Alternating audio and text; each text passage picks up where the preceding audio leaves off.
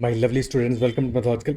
This is the sixth session on probability, and in this session, we'll be discussing conditional probability.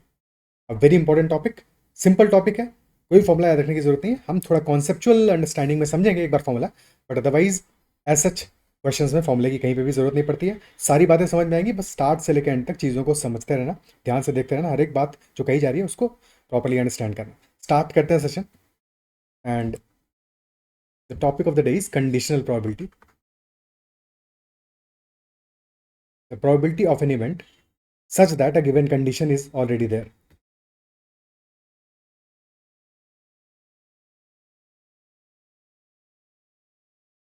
Okay, so probability of an event based on a given condition. Probability of some event based on a given condition. So for example, probability of an event A is an event such that B has already occurred. लिखने का notation क्या है? A is the event जिसका हमें probability find out करना है, और B is the event that has occurred, that is given, has occurred or that is given. So this event B, is the given condition. And in such a case, probability of A such that B has occurred, this is equal to probability of A intersection B, यानी कि A and B both divided by probability of B. Probability of A intersection B divided by probability of B. और if you remember the probability का formula, in general क्या होता है? Probability of an event is equal to number of elements, number of favorable outcomes divided by number of total outcomes, यानी कि number of outcomes in sample space. तो since question हमें क्या कह रहा है कि कंडीशन है एक कि event B has already occurred, तो इवेंट बी हैज अकर्ड और अब हमें प्रोबेबिलिटी ए की फाइंड आउट करनी है such that event B has already occurred. तो अगर बी ऑलरेडी अकर कर गया है तो अब जो हमारा सैंपल स्पेस होगा वो लिमिटेड हो जाएगा. Instead of total sample space हमें सिर्फ और सिर्फ उसी एलिमेंट्स को, उन्हीं एलिमेंट्स को लुकआउट करना है जो एलिमेंट्स हमारे बी में लाई करते हैं, बिकॉज इवेंट बी ऑलरेडी हो चुका है. तो अब ए हमारा सिर्फ और सिर्फ उसी पर्टिकुलर केस में हमें आइडेंटिफाई करना है जहां पे कि बी ऑलरेडी हो चुका है. दैट इज वाई हमारा जो डिनोमिनेटर है that is probability of B and not probability of whole sample space. ठीक है, या फॉर्मूले में डायरेक्टली भी लिख सकते हैं कि number of elements in A intersection B divided by number of elements in B, because दोनों में तो number of elements in sample space से डिवाइड कर दोगे तो यही रिजल्ट हमें मिलने वाला है. क्या ये बात अप्रिशिएट कर पा रहे हो, समझ पा रहे हो ये बात? ठीक है, बाकी ये फॉर्मूला भी हमें ऐसा याद नहीं रखना पड़ेगा, ये बात भी इजीली एक छोटा सा एग्जांपल देखते हैं, बातें समझ में आएंगी, सारी बातें समझ में आएंगी, एक एक करके समझ में आएंगी. अब लेट अस से हमने कहा कि हमने एक डाइस को थ्रो कराया. ठीक है, one dice is throne 2 times और फर्स्ट टाइम का आउटकम मानते हैं D1 and outcome for the second time late us say that is D2. And एक डाइस में टोटल 6 फेजेस होते हैं, 1 2 3 4 5 6 पॉसिबल आउटकम्स हैं. D1 is the first result, D2 is the second result.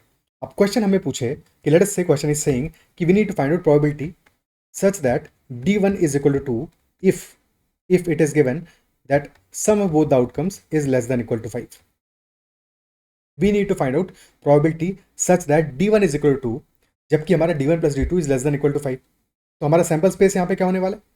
Sample space होने वाला है हमारा this value. तो इसको लिखने के दो तरीके हो सकते हैं, या तो हम करें फाइंड आउट कर लें probability of D1 equal to 2 divided by probability of एक सेकंड इंटरसेक्शन होगा ना, probability of D1 equal to intersection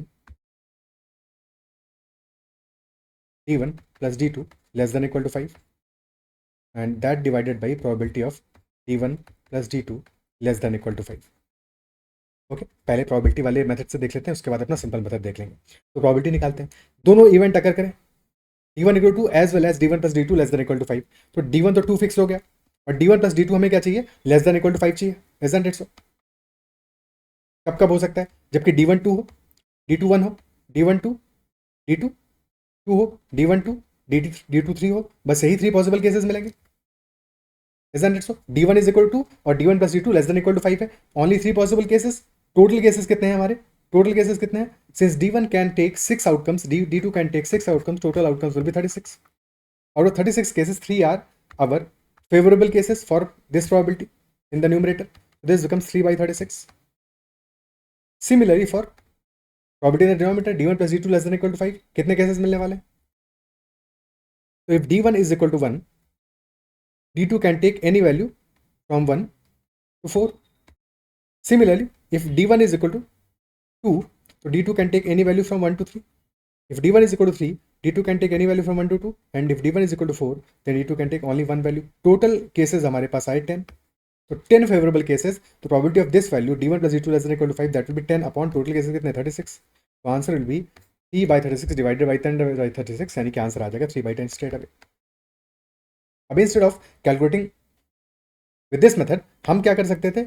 Instead of counting probabilities हम सीधे से नंबर ऑफ एलिमेंट्स देख लेते, यानी कि स्ट्रेट अवे देख लेते हैं number of elements in the first case, जबकि हमारा दोनों इवेंट्स अगर कर रहा है d1 equal to 2 intersection d1 plus d2 less than equal to 5 divided by number of elements in d1 plus d2 less than equal to 5. हमें already given है कि सेकंड वाला इवेंट अगर कर चुका है तो कितने सैंपल स्पेस मिलने वाले हैं? हमें 10 केसेस मिलेंगे, तो डिनोमिनेटर में आ जाएगा 10, न्यूमरेटर में काम के केसेस कितने होंगे?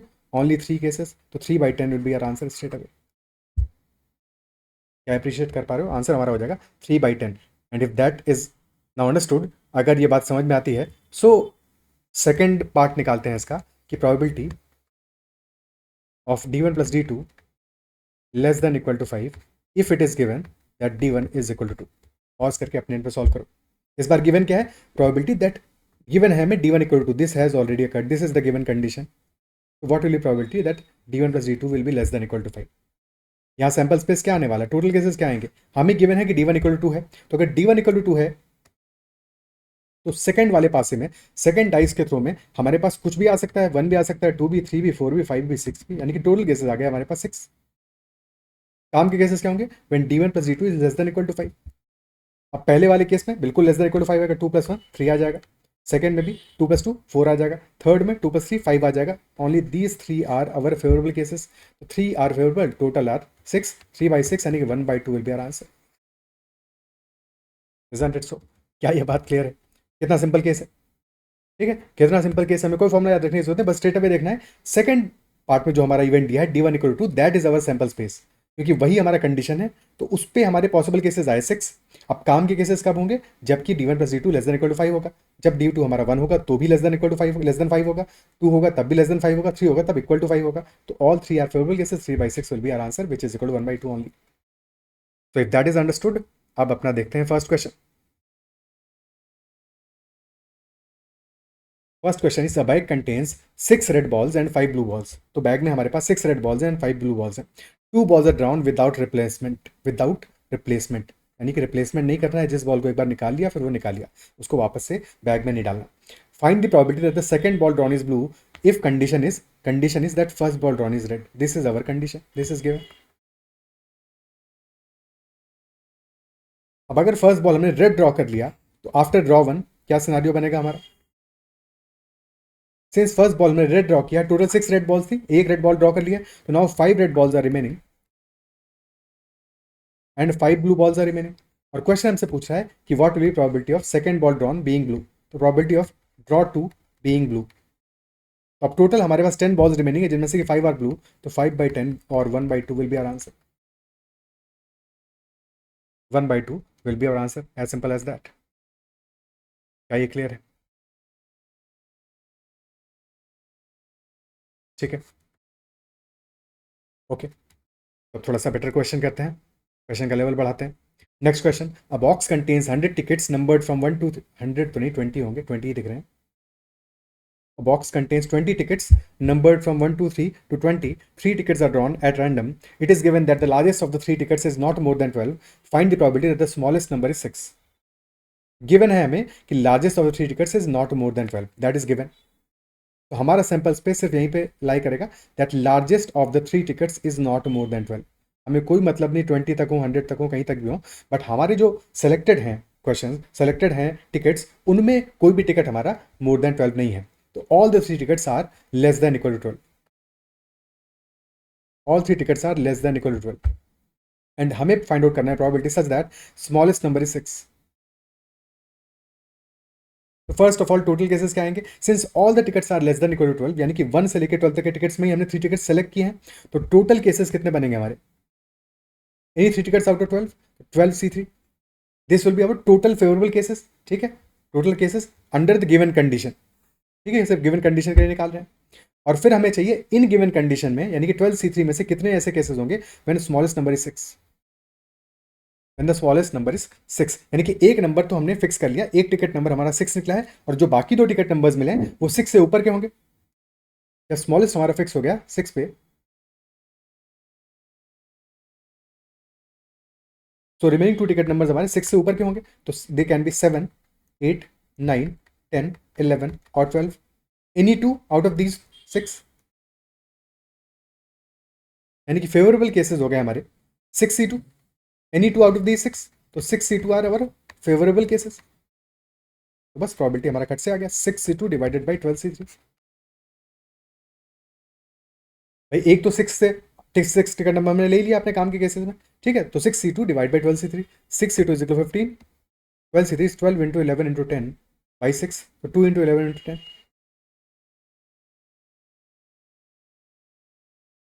which becomes 3 by 44.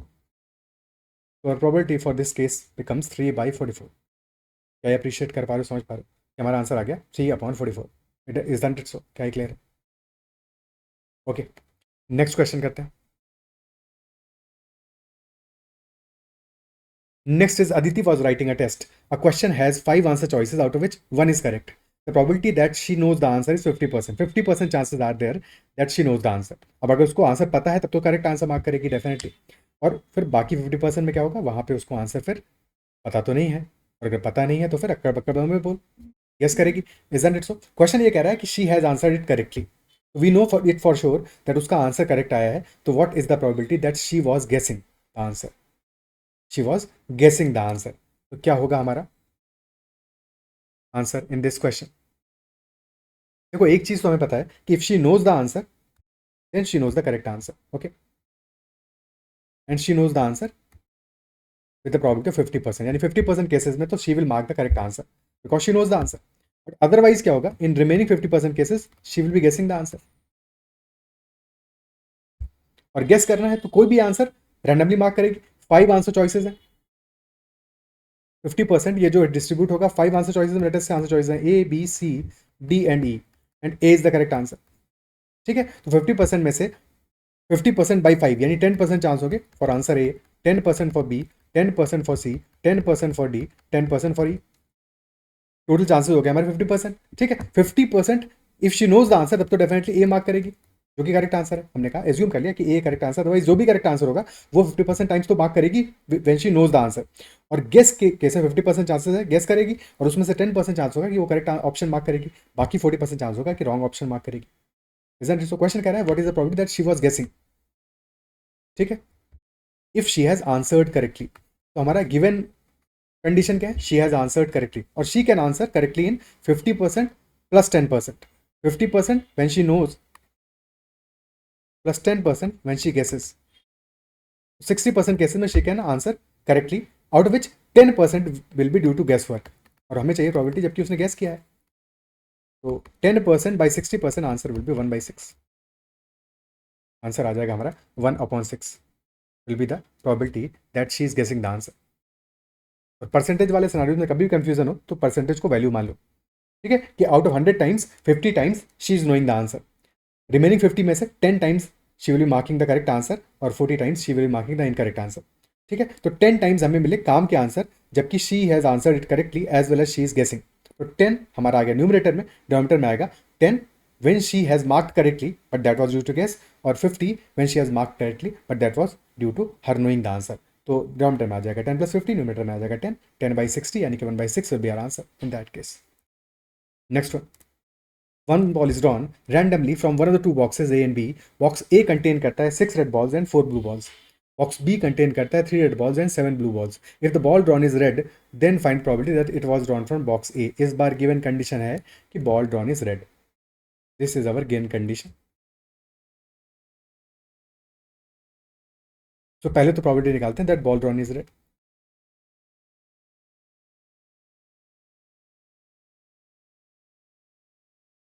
कितना होगा?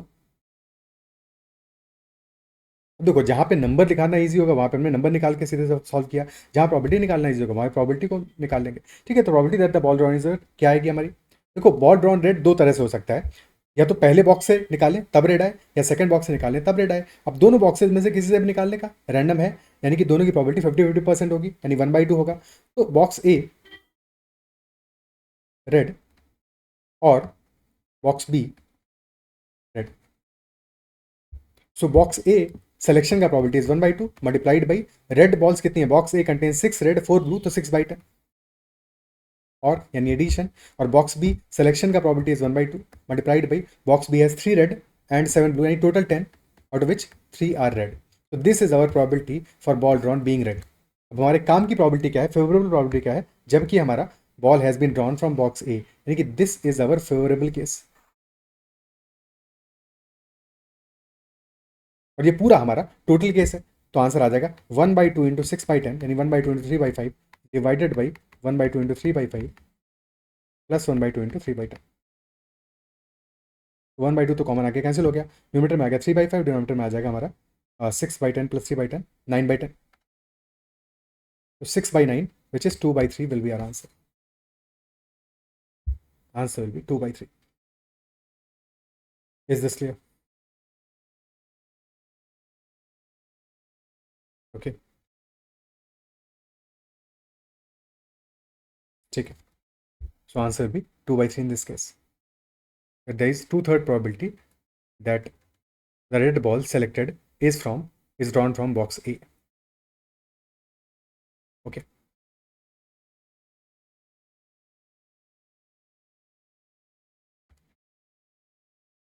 Now, as we've already discussed, the probability of event A such that event B has already occurred, this is equal to probability of A intersection B divided by कौन सी already अकर कर चुकी है, B, तो divide by probability of B. या इसका opposite कहें तो probability of B such that A has already occurred. इस बार कंडीशन क्या है, A है, दिस इज न्यूमरेटर में तो सेम ही रहेगा, probability of A intersection B और B इंटरसेक्शन है, दोनों बात एक ही है, डिवाइड बाई क्योंकि A has already occurred divide by probability of A. तो यहाँ से हम फॉर्मुलेट कर सकते हैं that probability of A intersection B can be written as multiply these two probability of A such that B has occurred multiplied by probability of B, or this can also be written as probability of B such that A has occurred multiplied by probability of A.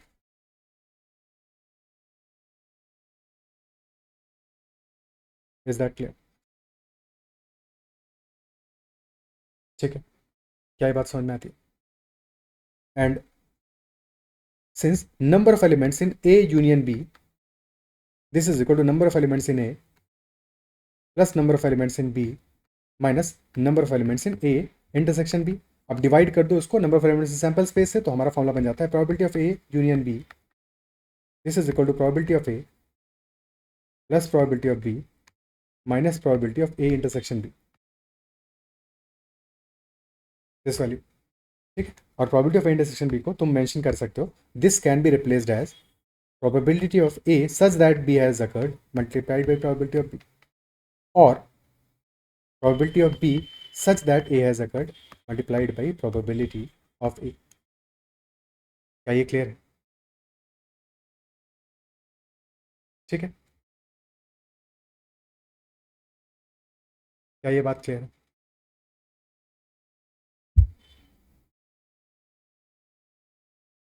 Okay, अब एक simple सा example भी देख लेते हैं इसी पर.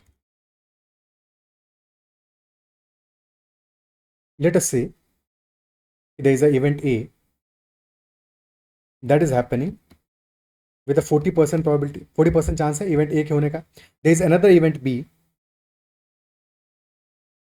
that has a 60% chance of occurrence and probability of A intersection B, this is 20%. 20% chances are there that A and B both will be occurring. Okay, clear है? तो यहाँ पे हमारा probability of A intersection B क्या है, that is 20%. probability of A कितना है, 40% है, तो probability of A such that B has occurred क्या होगा, such that B has occurred, and if B has occurred तो हमारे काम का केस क्या है, हमारा सैंपल स्पेस फिर यही है क्योंकि B तो अकर कर चुका है, एंड दिस टोटल इज 60%. और इस 60% में हमारे काम का फेवरेबल क्या है, फेवरेबल इज, क्योंकि हमें प्रोबेबिलिटी किसकी निकालनी है, अब A की निकालनी है क्योंकि B अकर कर चुका है, अब A भी अकर कर जाए, तो दैट इज 20%, यानी कि this will be equal to 20% by 60% which is 1/3. 1/3. अगर इंस्टेड हमें निकालना तो probability of B such that A has occurred, and since A has occurred this time, तो हमारे काम का सेक्शन क्या है, सेट ए, और सेट ए के हैपन होने की चांसेस है 40%, यानी कि डिनोमिनेटर विल बी 40%, और काम का फेवरेबल केस क्या है, दिस 20%, तो 20% by 40% which is equal to 1/2. And you can check probability of A such that B has occurred multiplied by probability of B, which is 60%, 1/3 into 60%, that is also 20%. या फिर probability of B such that A has occurred, that is 1/2 into 40%, that is also 20%. So you can verify what we already reduced with the formula. क्या ये clear है, क्या ये आप समझ में आता है, ठीक है, ओके। अब एक और क्वेश्चन इसी पे बेस्ड कर लेते हैं, फिर रैप अप करते हैं सेशन को। लेट अस से a question is saying if probability of A such that B has occurred, this is equal to 1/3, and probability of B such that A has occurred, this is equal to 1/2, and also given that probability of A intersection B, this is equal to 1/6. If these things are given, तो फिर हमें बताना है find out probability of A union B. What will be probability of A union B in this case? A union B का probability क्या होगा? Given information से क्या तुम वेन डायग्राम बना सकते हो, फॉर्म कर सकते हो। जब भी कहीं ऐसा क्वेश्चन दिखे जहाँ पे कि अलग अलग डिनोमीटर्स हमारे पास, ठीक है, तो फोकस ऑन डिनोमीटर्स 3, 2 एंड 6, इनका एलसीएम ले लो, इनका एलसीएम ले लो, ताकि चीज़ें हमारे पास कंपेरेबल हो जाए, आसान हो जाए, ठीक है। 3, 2 और 6 का एलसीएम आ गया 6, तो लेट अस अज्यूम कि total number of elements in our sample space they are equal to 6। हमने मान लिया total number of elements in sample space are 6, okay. अब कुछ एलिमेंट्स होंगे ए में, कुछ एलिमेंट्स होंगे बी में।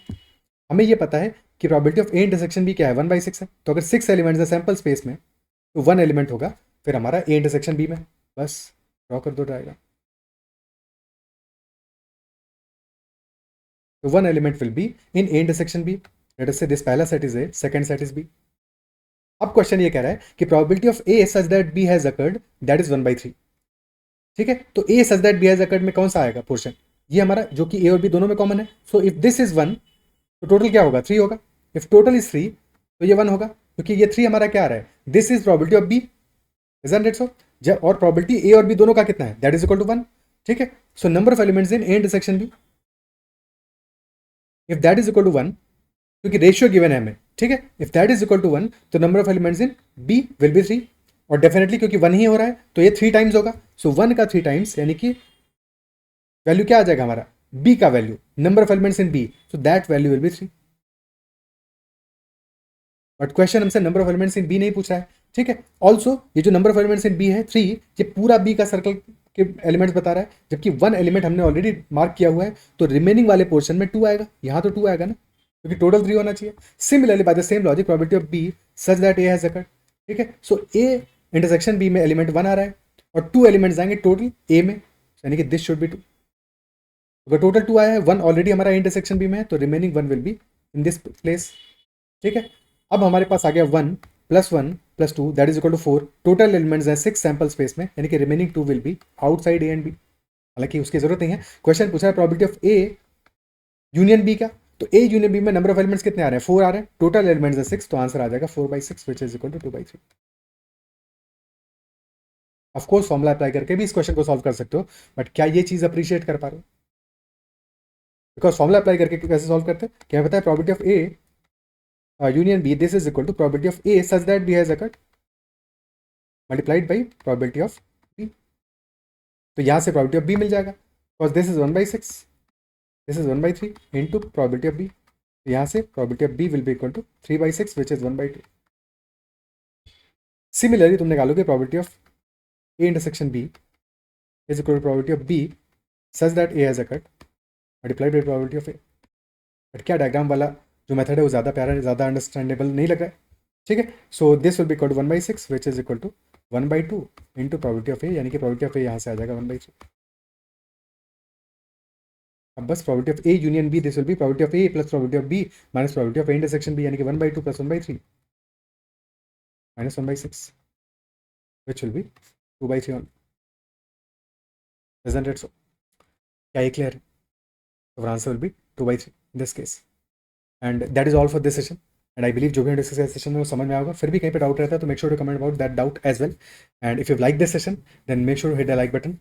And if you've not already subscribed to the YouTube channel and you are liking the content, then make sure to share about this channel with others as well as subscribe to the channel. That's all for this session. Bye bye. Take care and keep learning.